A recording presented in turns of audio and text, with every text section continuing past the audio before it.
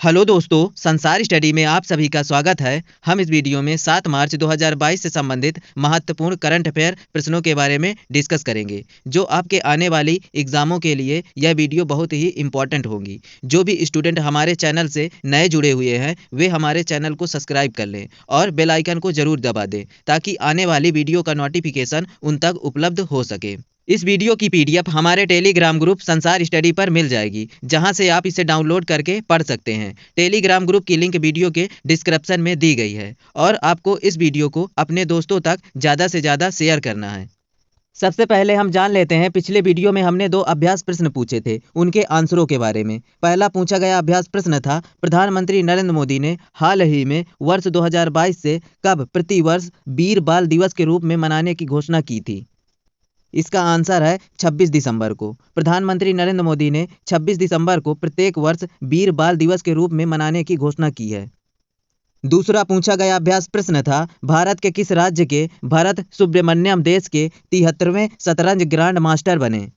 इसका आंसर है तमिलनाडु के। भरत सुब्रमण्यम यह तमिलनाडु के भारत के 73वें शतरंज ग्रैंड मास्टर हैं। भारत के प्रथम ग्रैंड मास्टर विश्वनाथ आनंद है। आज का पहला अभ्यास प्रश्न है, सर्वश्रेष्ठ फीफा फुटबॉल पुरस्कार 2021 में किस खिलाड़ी को सर्वश्रेष्ठ फीफा पुरुष खिलाड़ी के रूप में चुना गया है। आज का दूसरा अभ्यास प्रश्न है, इनमें से किस संगठन ने हाल ही में world employment and social outlook report जारी की है। इसके ऑप्शन है अंतर्राष्ट्रीय व्यापार संगठन, अंतर्राष्ट्रीय श्रम संगठन, अंतर्राष्ट्रीय शिक्षण संस्थान, अंतर्राष्ट्रीय न्यायालय।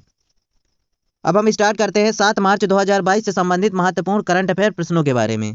पहला प्रश्न है, निम्नलिखित में से किसने मार्च 2022 में ब्रह्मोस सुपरसोनिक क्रूज मिसाइल का परीक्षण किया।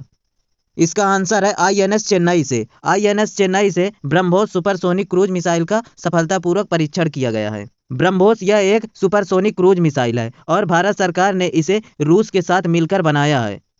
अब हम जान लेते हैं एग्जाम में बनने वाले इंपॉर्टेंट पॉइंट्स के बारे में। भारतीय नौसेना के युद्धपोत आईएनएस चेन्नई से 5 मार्च 2022 को ब्रह्मोस सुपरसोनिक क्रूज मिसाइल का सफलतापूर्वक परीक्षण किया गया। ब्रह्मोस यह एक सुपरसोनिक क्रूज मिसाइल है।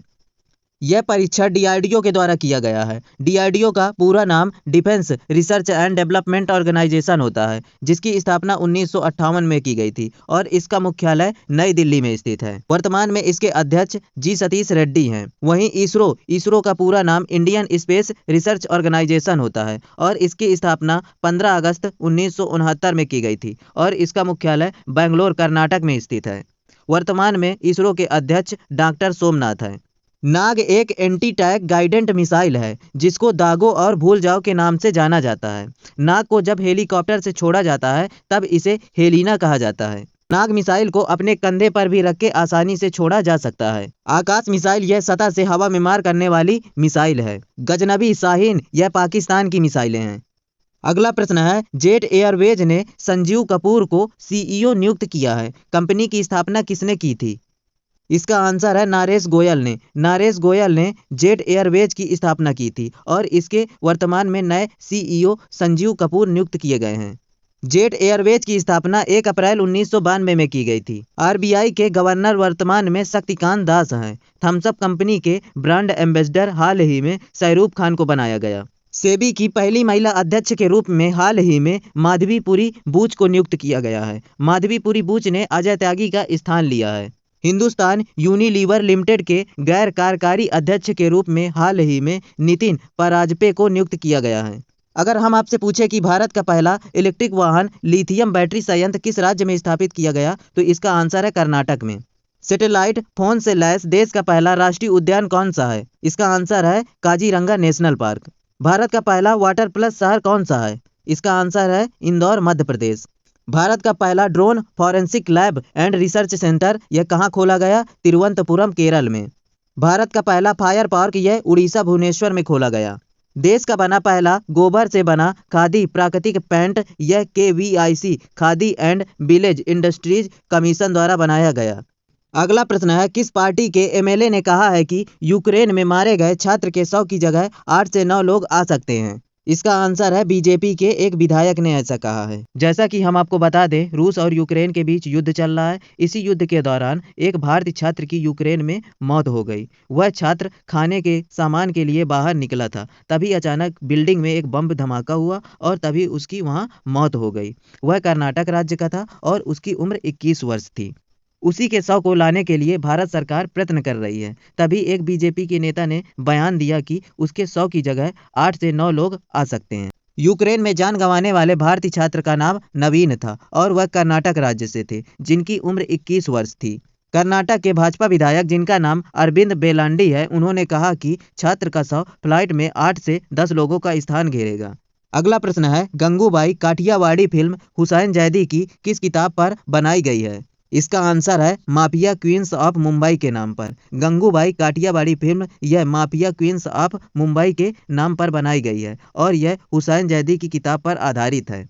Mumbai Avengers, Dongri to Dubai, The Class of 83, Mafia Queens of Mumbai यह हुसैन जैदी द्वारा लिखी गई किताबें हैं। गंगूबाई काठियावाड़ी फिल्म में जो मुख्य अभिनेत्री हैं जिन्होंने गंगूबाई का किरदार निभाया है, उनका नाम आलिया भट्ट है। गंगूबाई काठियावाड़ी फिल्म के निर्देशक संजय लीला भंसाली हैं। दादा साहब फाल्के अंतर्राष्ट्रीय फिल्म पुरस्कार 2022 में film of the year award यह पुष्पा द राइज को दिया गया। वहीं सर्वश्रेष्ठ फिल्म पुरस्कार शेरशाह को दिया गया। वहीं सर्वश्रेष्ठ अभिनेता का पुरस्कार रणवीर सिंह को दिया गया फिल्म 83 के लिए। वहीं सर्वश्रेष्ठ अभिनेत्री का पुरस्कार कृति सेनन को दिया गया फिल्म मिमी के लिए। अगला प्रश्न है, टाटा IPL 2022 के लिए किस घरेलू कार्ड भुगतान नेटवर्क को ऑफिशियल पार्टनर बनाया है? इसका आंसर है रुपे को। रुपे को टाटा ने IPL 2022 के लिए ऑफिशियल अपना पार्टनर बनाया है। इस साल का IPL 2022 का यह 15वां संस्करण है। इस साल की IPL 2022 की प्रायोजक कंपनी है टाटा। IPL का पहला संस्करण यह 2008 में शुरू किया गया था। वर्ष 2008 का IPL का पहला संस्करण यह राजस्थान रॉयल्स ने जीता था। IPL 2021 का फाइनल मैच यह चेन्नई सुपर किंग्स ने जीता।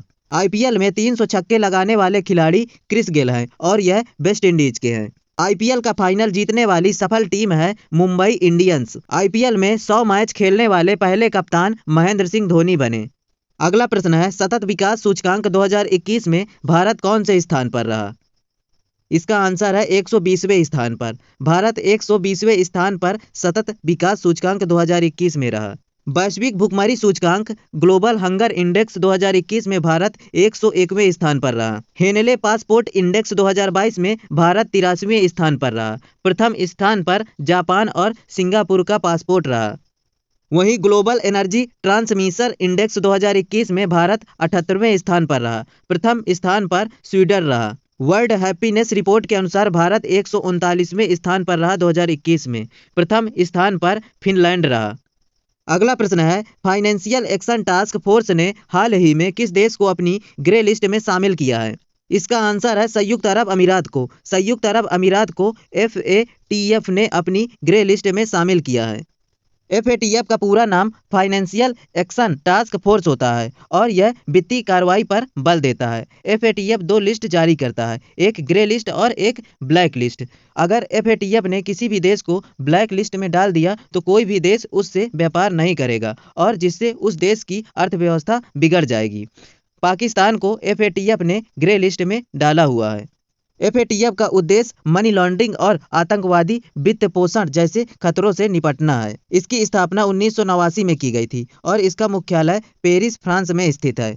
वर्तमान में इसके अध्यक्ष मार्कस प्लेयर है और इसमें सदस्य देशों की संख्या 39 है।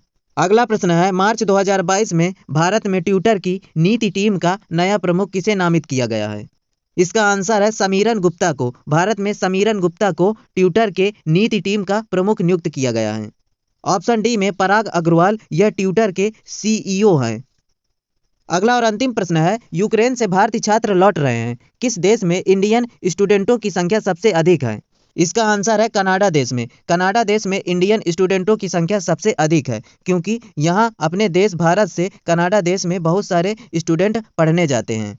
कनाडा की राजधानी ओटावा है।